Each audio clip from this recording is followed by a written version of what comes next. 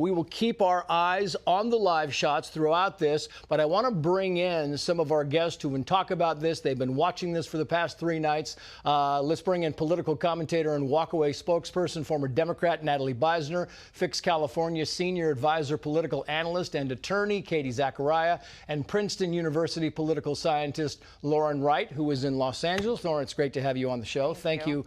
Great to have you on set. We're kind of looking this. So the first round, I just want to go around, Katie, and as you look at what's happening on the ground there, and this, again, so this is Santa Ana. So we're kind of going back and forth. We're popping back and forth. This is Santa Ana, California. And as Bill was saying, this is down in Orange County. It's 35 miles away, maybe 40 miles away. There are protests in Santa Ana. Heck, tonight there are protests in Dallas, Texas. So this is not just in Los Angeles. But as you see the police posture, Katie, as you see people gather, I mean, it seems like that they are there for a reason, and it's not just to come down to support each other. They're there for a reason, which is why they took that one person away.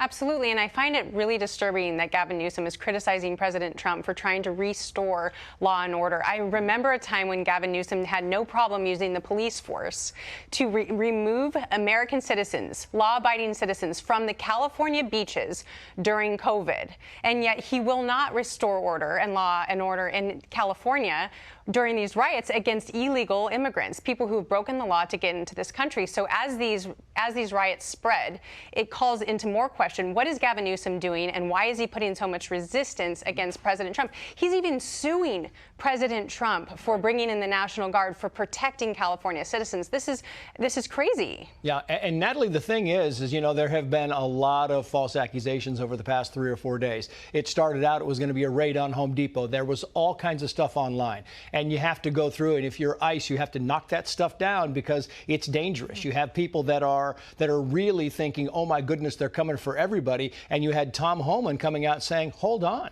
Hold on, we are coming for these people. These are operations that we had pre-planned. These are specific targets that we are going after. Yeah, that's one of the things that I keep repeating over and over and over again. It's like people don't realize that they are still only going after the worst of the worst. Mm-hmm.